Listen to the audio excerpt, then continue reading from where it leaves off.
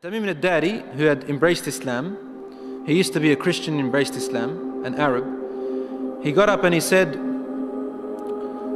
we were in a ship and a huge storm hit us. And we were lost until our ship reached an island. We entered the island. He says, a beast came to us on this island. It had so much hair on it that we could not tell the front from its back. Which was its head, which was its tail. We didn't know. And we said, Waylaki ma anti. Woe to you, what are you? Never seen a creature like you before. And she spoke. The beast said, Ana al-Jassasa. They said, Wama al-Jassasa? What is this al-Jassasa? And then the beast said, Ayyuha al-Qawm, people. Intaliqu ila hadha al-rajul fi ad-dayr.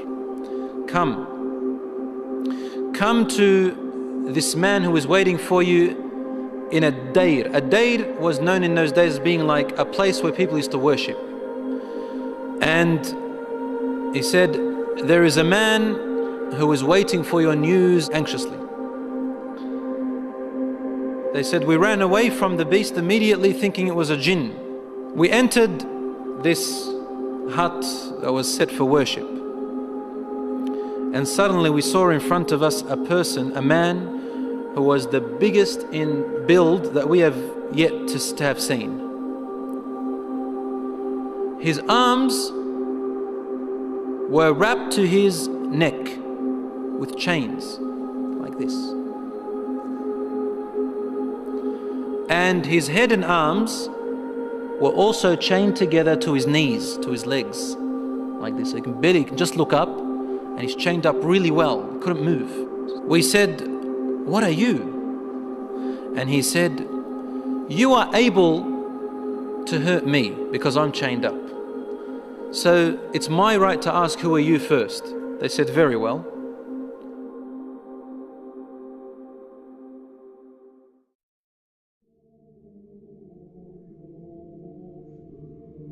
We are people from the Arabs. We set sail in our ship and a storm hit us until we became lost and landed on this island. We came to this island and we found this beast that came to us that had so much hair on it, and it led us to you.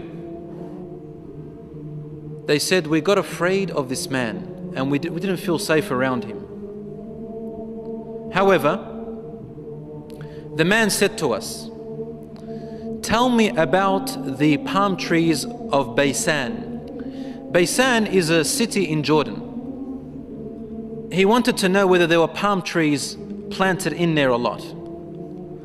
We said, what do you exactly want to know about Baysan in Jordan? He said, I ask you, are there more palm trees and have they be filled with dates or not yet? They said, yes, it is full of palm trees and full of dates. More than many other places in what we know. He said, soon its palm trees and dates will become scarce. Will no longer give fruits.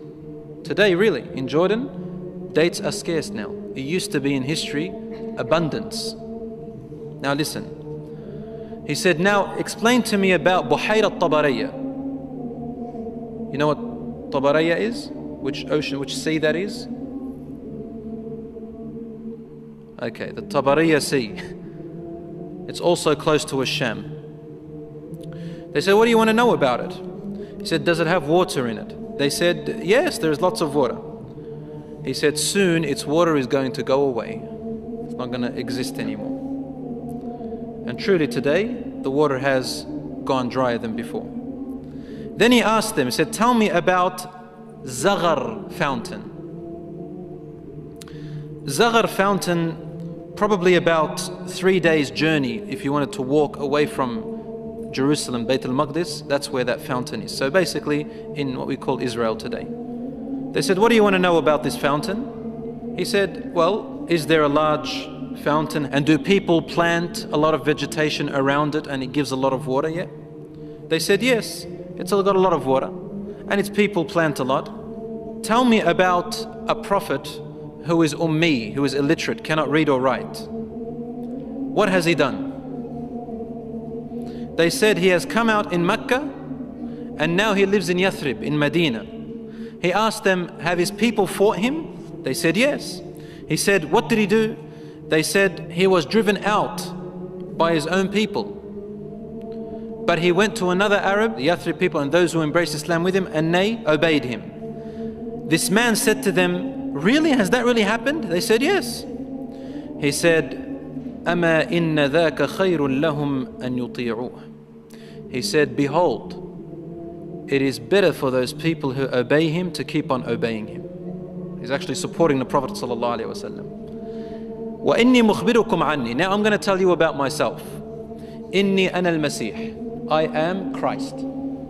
Isa alayhi salam. وَإِنِّي أُوشَكُ أَن يُؤْذَنَ لِي فِي الْخُرُوجِ فَأَخْرُجْ. He said, now very soon, based on the signs you've showed me, I'm going to be given permission to leave and I'm going to come out.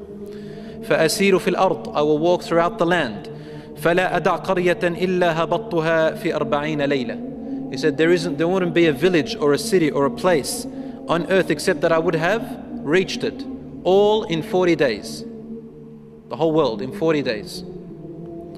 غَيْرَ مَكَّةَ وَطِيبَةَ. All except two places, Mecca and Tiba, Medina. فَهُمَا مُحَرَّمَتَانِ عَلَيَّ كِلْتَاهُمَا. He said, they are both forbidden for me to enter. Now when we say he enters, it means he conquers, takes over. He owns it. كُلَّمَا أَرَدْتُ أَنْ أَدْخُلَ وَاحِدٍ. He goes, every time I wanted to come into one of them, an angel will stand guard holding a sword, and he will prevent me from entering Mecca and Medina.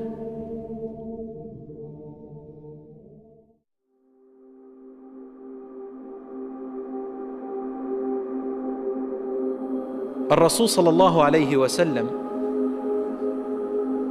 started grabbing his stick and sort of, he put it close to his hip, sallallahu alayhi wa sallam. And then he began to bang, to hit the ground with it, like this. But he was sort of tense, sallallahu alayhi wa sallam. Something very important. He was really tense about it. And he hit the floor and he said, أَلَا هَذِهِ طِيبَةٌ. Behold everyone, this is Tiba. Meaning he's pointing, this is Medina. He's in Medina, he's saying, this is Tiba, which you are in right now. He said, didn't I tell you that this man will come out and not be able to enter this land? They said, yes, Ya Rasulullah, because he had told them a lot about it before. He said, the hadith of Tamim al-Dari, wallahi, amazed me as he told me about him. Because it's the same as what I used to tell you about Mecca and Medina. Behold, Dajjal is somewhere in near the oceans, in one of on an island somewhere towards the east of Medina. Somewhere there, he said, in one of those oceans. Min qibal al-mashriq ma hu, towards the east somewhere. So even the Prophet ﷺ doesn't know exactly where he is, but in that direction. So he's close to the Middle East at the moment. So Allahu A'lam, Dajjal will first arise in Asham, in the Middle East area, which gives a lot of sense that the Jews will be the first to follow him because they are waiting for their Messiah to come. They don't believe that Isa alayhi salam was it, and they don't want to accept Muhammad sallallahu alayhi wa sallam. So they'll be the first to follow Dajjal. They say he is the real Isa. As for the Christians, they believe in the coming of Isa alayhi salam. Because they've mixed up their scriptures, they will think that this is the man. And because he will say, I am Isa, they will ask for him alayhi salam, they will ask for miracles, and he will do these miracles. Some of them won't be convinced. See, afterwards he'll say that I am God. Ana ilahukum. And then they'll say, what proof do you have? He said, only God can raise the dead. He said, okay, what if I raise your parents from the dead? They said, yes, we'll believe your God. So he will be able to get the jinns, the shayateen, to work for him, and he will raise them to become, to look like their parents, and they will speak to them. And so the people, non-Muslim people and the weak Muslims will follow him.